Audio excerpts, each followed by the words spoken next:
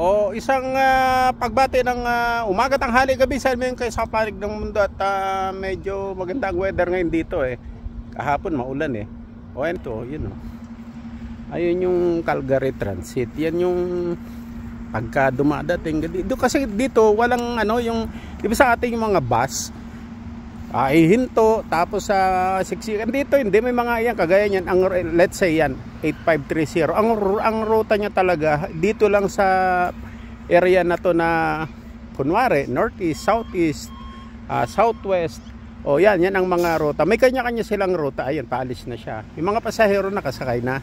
O ganun. Tapos dito ano yung may oras, hindi ka pwedeng basta na lang pupunta na hindi mo alam kung anong oras darating. Kasi pagka dumating ka ng maaga, walang bus na dadating kasi may oras sila eh. Mabilis lang naman, every 10 minutes, yung mga ganon. At sa kabihirang naglalakad, itong likod ko ano lang ito eh.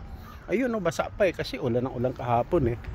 Maano ito yung parang field, yung maglaro ka ng mga ganon, sports, parang ganon. Lahat man dito ganon. So ano siya, yung maluwag. Wala ditong community na walang ganito kasi malaking bansa eh.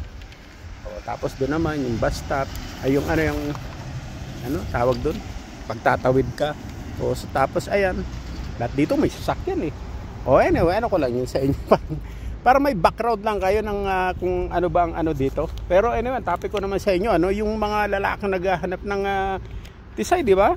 Syempre lalo na sa panahon ngayon ang mga tandaan mo, ang tisay at saka Pinay, ang laki ng pagkakaiba. Kasi ang mga tisay kasi talaga is sanay sa huwag sabihin na natin yung comfort kasi medyo dito may mga naghihirap din, pero yung mga tamad din, yung mga adik-adik. Pero yung reality dito, siyempre maraming opportunity. Pag nag-aral ka, maraming nga pumupunta mga immigrant, nagkakatrabaho. How much more yung mga tisay? Yung mga tisay na matitino, may mga pakalat-kalat dyan, pero yung may mga bisyo sa katawan, sugal, adik-adik, naglaya sa magulang.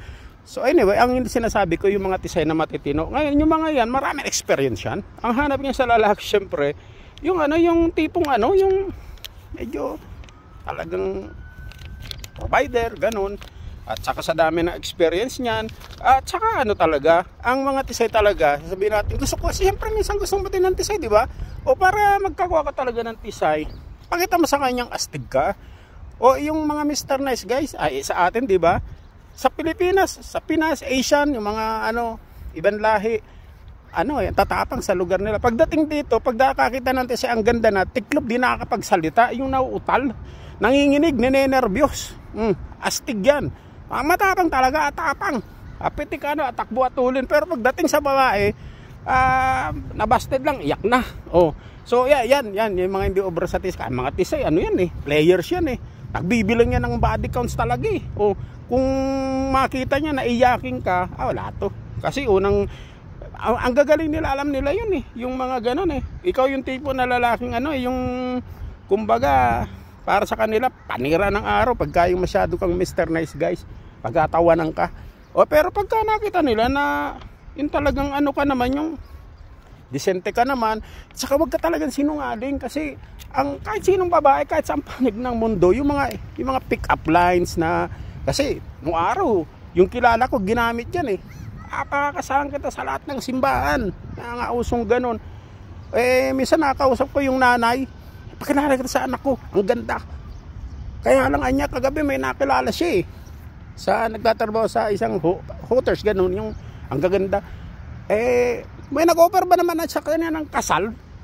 Si Raul yung lalaki na yun. Hindi na alam, ako yun. Hindi ko na sinabi. kaya ganun pala, natututo ka talaga. Yung frustration, failures, sa tagal na rin. Ngayon, habang natutunan ka, ayun pala yun. Hindi pala kailangan dito mag-offer ka ng basta-basta.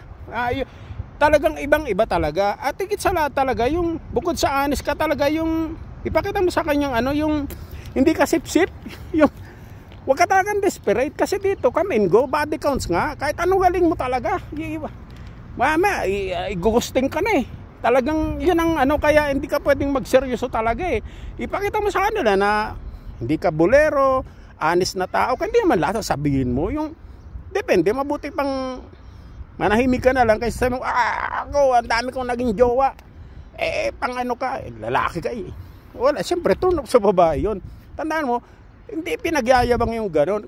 Maganda kasi yung marami ka ng experience kasi, ang importante kasi sa babae, para i-respeto ka, hindi lang good provider ka, hindi lang gwapo ka, hindi lang mabait ka, hindi lang Mr. Nice Guys ka. Para respeto niya, napapa-ano mo siya, napapasaya mo siya, magaling ka sa bed.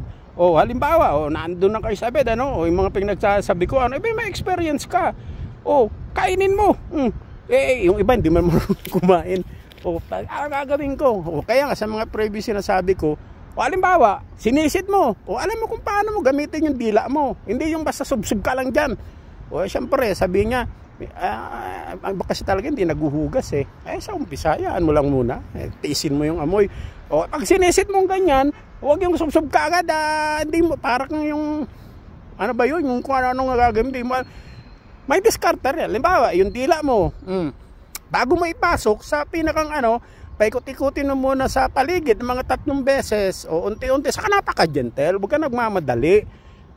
Kasi ang pag sinisid mo yan, napaka-sensitive part yan Talagang be gentle ka dyan. Tapos yung ilong mo, mo dun sa parang niya, o yung pinakang kuntil dun, aanuin mo ng ilong mo unti-unti. Tapos bago mo ipapasok yung dila, yung ganon, ang mga kasi hindi sila sanay na ganon. Ang daming puti dito, sampah, mga patagal na sa kanila ang 5 minutes Ang bibilis talaga. Pero pag natikman nila yung husay mo talaga kung paano ka sumisid tapos pagkatapos yakapin mo, minsan may mabango, minsan naguhugas, paugasin mo. Sa susunod, pag kinain mo ulit siya, halimbawa, may amoy. Yung isa, nung hinalikan ayaw kasi di maano yung amoy. Talagang iniwas niya yung bibig niya. Naamoy niya. Nung sumunod, naghugas na.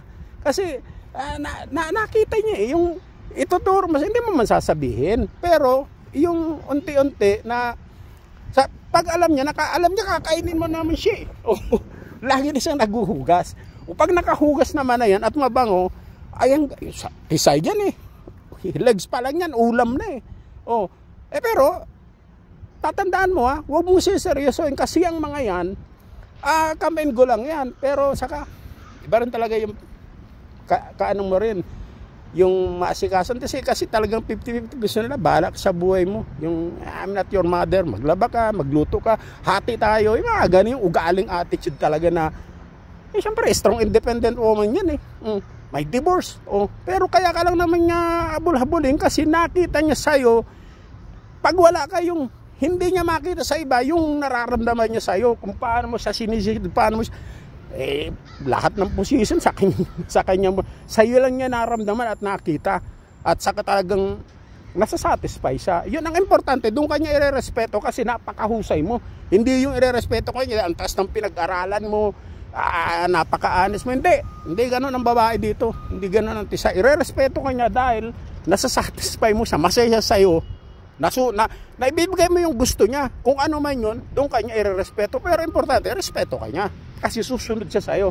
Kahit strong independent woman yan. Gano'n lang kasimple yun.